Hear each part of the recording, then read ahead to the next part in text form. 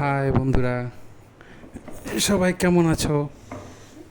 আমি এখন গরমে তো অস্থির হয়ে গেলাম।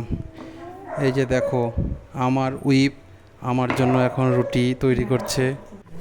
জানি না খেতে পারবো কি না, গোল হবে কি না, তোমরাই দেখে বলো। কিন্তু একটা জিনিস ঠিক, যে এই গরমের মধ্যেও আমার জন্য কষ্ট করে রুটি তৈরি করছে। না ভালো লাগলেও খেতেই হবে। এখন দেখার ব্যাপার যে রুটিগুলো ফোলে কি না।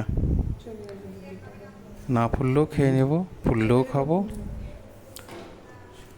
তো বন্ধুরা, কেমন থাকো, সবাই ভালো থাকো।